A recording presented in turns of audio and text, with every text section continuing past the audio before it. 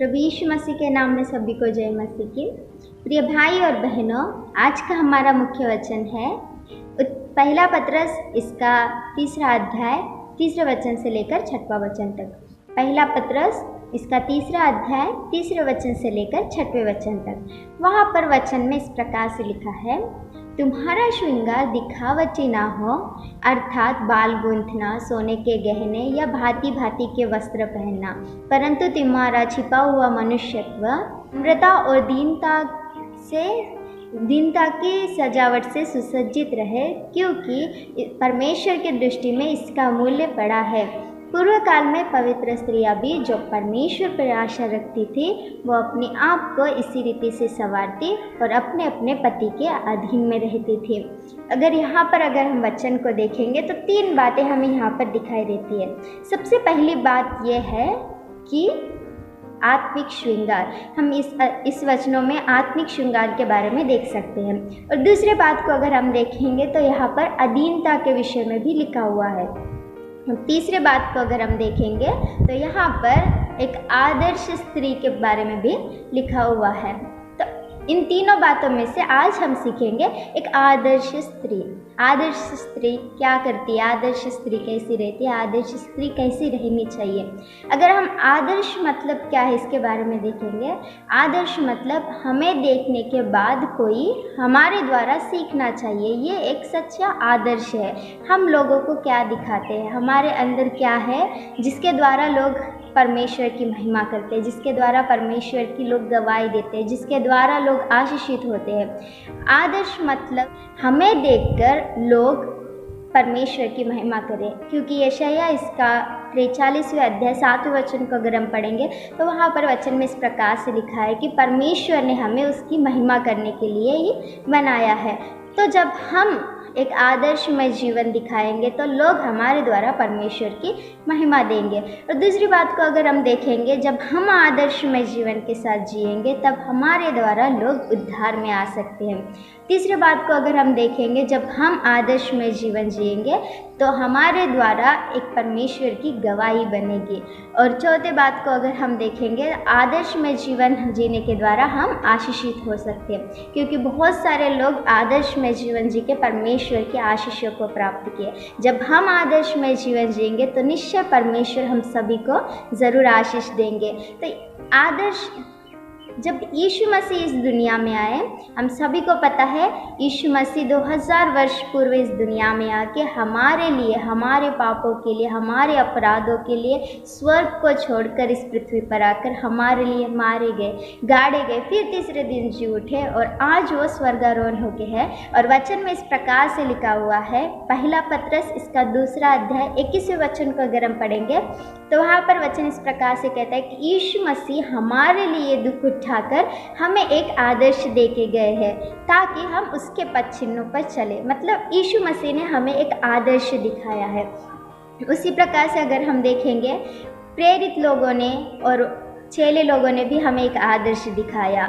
अगर हम पढ़ेंगे पहला तीमुथी इसका 1 अध्याय 16 वचन को अगर हम पढ़ेंगे तो वहाँ पर ऐसा लिखा है कि पौलुस एक आदर्श देके चला गया ताकि हम उसके द्वारा सीख कर उसके अनुसार चले।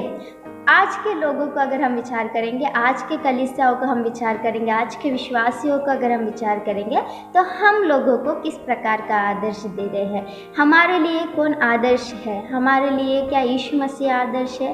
क्या हमारे लिए हमारे पास्टर्स लोग आदर्श है? क्या हमारे लिए प्रेरित लोग आदर्श है? नहीं तो क्या हमारे लिए एक हीरो हीरोइनी, हमारे लिए कौन आदर्श है? हम किसके आदर्श के अनुसार जीते हैं? हम किसको देखकर किसके अनुसार बनते जा रहे हैं? इन बातों को आज हम ध्यान करने वाले हैं। आदर्शमय स्त्री के बारे में अगर हम विचार करेंगे तो यहाँ पर इस प्रकार से लिखा है कि पूर्व काल में पवित्र स्त्रियां भी जो परमेश्वर पर आशा रखती थी, वो अपने आप को इसी रीति से संवारती थी।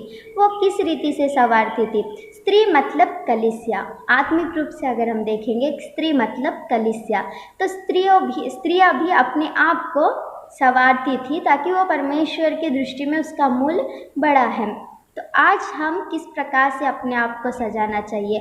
क्या हम संसार के अनुसार अपने आप को सजाना चाहिए, या हम एक संसार को हमारे लिए आदर्श बनाना चाहिए? क्या यीशु मसीह को हम हमारे लिए आदर्श बनाना चाहिए? हर एक विश्वासी, हर एक स्त्री, हर एक कलीसिया विश्वासियों के लिए आदर्शमय जीवन जीना चाहिए, क्योंकि वचन में इस प्रकार से लिखा है। पहला तिमोथी इसका 4 अध्याय 12 वचन को अगर हम पढ़ेंगे तो वहाँ पर वचन इस प्रकार से कहता है, हे जवान, हे तेरी जवानी को कोई तुच्छ जानने ना पाए, परंतु चाल चलन, वचन और विश्वास और पवित्रता में विश्वासियों के लिए आदर्श बनता जा। मतलब यहाँ पर वचन में ऐसा लिखा है कि कोई तेरी जवानी को तुच्छ जानने ना पाए। हमारी जवानी को कोई अगर तुच्छ जान रहा है, हमारी जवानी को अगर कोई हमारी जवानी को अगर कोई बुरा समझ रहा है, इसका मतलब क्या है? यह परमेश्वर के लिए अपमान का कारण है, यह परमेश्वर के लिए अच्छा नहीं है। हमें परमेश्वर ने परमेश्वर की महिमा करने के लिए बनाया, और जब हम परमेश्वर की महिमा करने के लिए सृजे गए हैं, तब यीशु मसीह आकर हमें एक आदर्श दिखा के चले गए, ताकि हम उसके पदचिन्हों पर चल के विश्वासियों के लिए एक आदर्श का जीवन जिए। हम बाइबल में अगर पढ़ेंगे तो ऐसे बहुत सारी स्त्रियां हैं जो अपने आप को आदर्शमय जीवन के साथ जीकर, परमेश्वर के आशीषों को पाकर, आज वो इस दुनिया में नहीं है, लेकिन उनकी एक गवाही हमारे सामने है। अगर हम देखेंगे, सबसे पहली बात हम यहाँ पर सारा को देख सकते हैं। सारा के जीवन को अगर हम देखेंगे, सारा अपने पति के अधीन में रहकर, पति के बातों को मानकर, पति की इच्छा के अनुसार जीने वाली स्त्री की तरह हमें दिखाई दे रही है। वो कैसे कहने से, जब पति परमेश्वर के मार्गों पर चलने के लिए जा रहा था, तो सारा ने भी अपने आप को उसके मार्गों पर चलने के लिए समर्पित किया। तो आज हम सारा के अंदर कौन सा आदर्श देख सकते हैं? कहने से सारा अधीनता का जीवन जीने वाली स्त्री थी। आज हर विश्वासी, हर कलीसिया, हर स्त्री अधीनता में जीवन जीना चाहिए। हमें देखकर लोग भी एक अधीनता में जीवन जीने चाहिए करके हम सारा के जीवन से सीख सकते हैं। उसी प्रकार से अगर हम लिया के जीवन को देखेंगे, तो लिया ने क्या किया? लिया एक सहन करने वाली स्त्री थी। बहुत सारे लोगों ने उसको ठुकरा दिया, उसके खुद के पति ने उसकी निंदा की, उसके बहन ने उसकी निंदा की, लेकिन उन हर निंदाओं को सहते सहते लिया ने अपने जीवन को गुजारा, और अंत में लिया एक आशीषित स्त्री की तरह हमें दिखाई देती है। लिया के जीवन से हम क्या सीख सकते हैं? लिया कौन सा आदर्श हमें दिखाती है? कहने से एक सहन करने का स्वभाव हर कलीसिया के अंदर और हर स्त्री के अंदर रहना चाहिए करके हम लिया के जीवन के द्वारा सीख सकते हैं।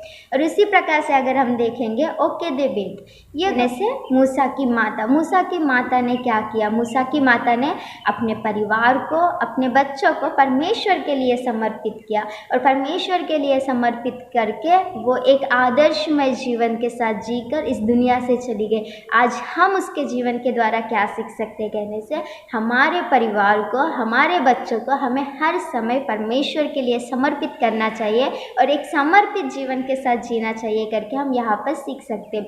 उसी प्रकार से अगर हम इब्ताह की बेटी को देखेंगे, इब्ताह की बेटी ने क्या किया? इब्ताह की बेटी ने अपने पिता के वचनों के लिए उसने अपने आप का समर्पण किया। उसका समर्पण बहुत बड़ा है। उसके समर्पण को अगर हम देखेंगे तो वो सच्ची में एक आदर्श है हमारे लिए। हर कलीसिया के हर बेटियों के लिए, हर स्त्री के लिए इब्ताह की बेटी एक आदर्श का जीवन जी के चली गई। उसने अपने आप को पूरी रीति से समर्पित किया।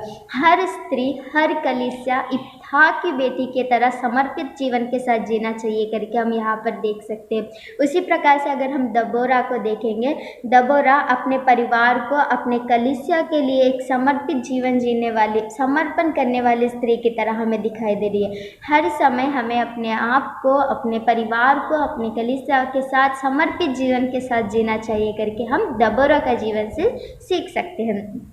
उसी प्रकार से अगर हम हन्ना को देखेंगे तो हन्ना के अंदर भी हम एक आदर्शमय जीवन देख सकते हैं। हन्ना ने क्या किया? हन्ना लगातार प्रार्थना में लगी रही, जिद के साथ हन्ना प्रार्थना करती रही और परमेश्वर ने उसकी प्रार्थना को सुनकर और उसकी प्रार्थनाओं के अनुसार परमेश्वर ने उसको फल दिया। हम देख सकते हैं हन्ना के जिद के वजह से, हन्ना के जिद के प्रार्थना के वजह से परमेश्वर ने हन्ना को एक सुंदर सा पुत्र दिया करके हम देख सकते हैं। वो एक पुत्र के द्वारा आशीषित होकर एक आदर्श में जीवन दे के चली गई है कि हम भी हन्ना की तरह जिद के साथ प्रार्थना करने वाले रहने चाहिए। उसी प्रकार से अगर हम देखेंगे सुनेमवासी धनी स्त्री, सुनेमवासी धनी स्त्री ने क्या किया, जब एलिया उसके घर में आया था तब उसने अपने सारे मन से उसका अतिथि सत्कार किया। एक अतिथि सत्कार करने का स्वभाव हम सुनेमवासी धनी स्त्री के अंदर देख सकते हैं। उस प्रकार का स्वभाव आज हर स्त्री के अंदर रहना चाहिए। अच्छा अतिथि सत्कार करने का स्वभाव और अच्छा अतिथि सत्कार करने का स्वभाव हर स्त्री के अंदर, हर कलीसिया के अंदर रहना चाहिए करके हम सुनेमवासी धनी स्त्री के अंदर से देख सकते हैं। उसी प्रकार से हम एस्तर रानी के जीवन को देखेंगे तो एस्तर रानी के जीवन से हम क्या देख सकते हैं कहने से, एस्तर रानी ने सभी के दया को प्राप्त किया। एस्तर रानी ने राजा के दया को प्राप्त किया, एस्तर रानी ने परमेश्वर के दया को प्राप्त किया। तो जब हम इस संसार में जी रहे, हर स्त्री, हर कलीसिया दया प्राप्त करने वाली स्त्री और दया प्राप्त करने वाली कलीसिया की तरह रहना चाहिए करके हम एस्तर रानी के जीवन से आदर्श को ले सकते हैं। और हम उसी प्रकार से लाजर की बहन मरियम को देखेंगे तो मरियम ने क्या किया, जब यीशु मसीह उसके घर में आए थे तब मरियम यीशु मसीह के चरणों में बैठकर यीशु मसीह के वचनों को सुन रही थी। तो आज हम मरियम के जीवन से क्या सीख सकते हैं, मरियम के जीवन से हम कौन सा आदर्श ले सकते हैं कहने से, हर समय हमें यीशु मसीह के चरणों में बैठकर उसके द्वारा वचन को सीखना चाहिए करके हम मरियम के जीवन से देख सकते हैं। उसी प्रकार से अगर हम प्रिस्किल्ला को देखेंगे तो प्रिस्किल्ला ने क्या किया, प्रिस्किल्ला वचन और ज्ञान में परिपूर्ण स्त्री थी। आज हर कलीसिया, हर स्त्री क्या रहनी चाहिए कहने से, हर स्त्री, हर कलीसिया ज्ञान और वचन में परिपूर्ण रहनी चाहिए। हम प्रिस्किल्ला के जीवन से ये आदर्श को देख सकते हैं, ये आदर्श को हम अपने जीवन में ले सकते हैं। उसी प्रकार से माता मरियम को अगर हम देखेंगे तो माता मरियम के अंदर हम क्या देख सकते हैं कहने से, माता मरियम ने यीशु मसीह के सुसमाचार को फैलाया, माता मरियम ने यीशु मसीह के बारे में लोगों को बताया। आज हर स्त्री, हर कलीसिया क्या करनी चाहिए कहने से, यीशु मसीह के सुसमाचार को फैलाना है, यीशु मसीह के बारे में हमें सभी को बताना चाहिए करके हम मरियम के जीवन से हम ये बातों को देख सकते हैं। इन सारे स्त्रियों को अगर हम देखेंगे, इन 11 स्त्रियों को अगर हम देखेंगे, ये 11 स्त्रियों के अंदर से भी हम एक एक आदर्श को ले सकते हैं। इन स्त्रियों के अंदर एक एक आदर्श में जीवन है। ये पूर्व काल में जो पवित्र स्त्रियां थी अपने आप को इसी रीति से संवारती थी। इनके जीवन से हम ये बातों को लेकर इसके अनुसार हमें चलना चाहिए करके हम देख सकते हैं।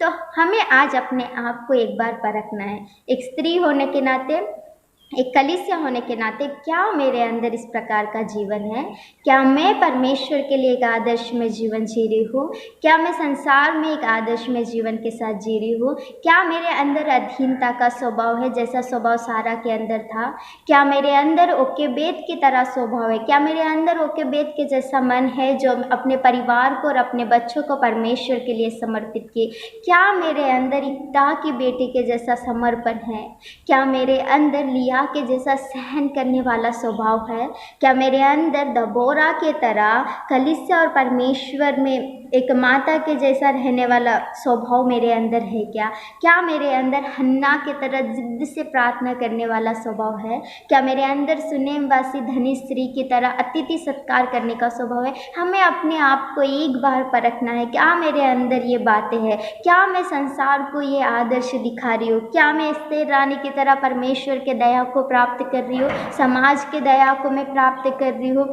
क्या मैं एक लाजर की बहन मरियम की तरह यीशु मसीह के कदमों में बैठकर यीशु मसीह के वचन को सुन रही। हमें एक बार परखना चाहिए, क्या मैं यीशु मसीह के कदमों में बैठकर उसके वचन को सुन रही हूँ, क्या मैं यीशु मसीह के द्वारा वचनों को सीख रही हूँ, क्या मैं प्रिस्किल्ला की तरह ज्ञान और वचन में परिपूर्ण हूँ, क्या मैं इन माता मरियम के तरह यीशु मसीह का सुसमाचार फैला रही हूँ, यीशु मसीह के बारे में मैं क्या बता रही हूँ। इन बातों को हमें एक बार परखना चाहिए, क्या मेरे अंदर ये आदर्शमय जीवन है, क्या मैं समाज में ये आदर्श दिखा रही हूँ, क्या मैं समाज में अपने आप को किस प्रकार से दिखा रही हूँ, या अपने आप को हमें एक बार परखना चाहिए। क्योंकि परमेश्वर का वचन कहता है कि हमें एक आदर्शमय जीवन जीना है, और हमें देखने के बाद लोग परमेश्वर की महिमा करें, हमें देखने के बाद लोग उद्धार में आना चाहिए, हमें देखने के बाद एक अच्छी गवाही समाज में हमारी रहनी चाहिए, हमें देखने के बाद लोग आशीषित होना चाहिए, हमारे द्वारा लोग आशीषित होने चाहिए, हम परमेश्वर के द्वारा आशीषित होने चाहिए करके हम यहाँ पर सीख सकते हैं। तो आज का हमारा ये संदेश था कि आदर्शमय जीवन के साथ हमें जीना चाहिए। हमें एक बार अपने आप को परखना चाहिए, क्या मेरे अंदर ये आदर्शमय जीवन है। अगर हमारे अंदर ये आदर्शमय जीवन नहीं है तो हमें यीशु मसीह के चरणों में बैठकर प्रार्थना करना चाहिए कि प्रभु मेरे अंदर आदर्शमय जीवन दे। मुझे देखने के बाद प्रभु आपकी महिमा हो, मुझे देखने के बाद प्रभु लोग आपके चरणों के नीचे आए, मुझे देखने के बाद मेरे जीवन के द्वारा अनेक लोग आशीषित पाए। इन बातों को हमें परमेश्वर के सामने जाकर प्रार्थना करना चाहिए, तब निश्चय परमेश्वर हम सभी को एक आदर्शमय जीवन देगा। इस वचनों के द्वारा परमेश्वर आप सभी को आशीष दे। आमीन। Praise Lord.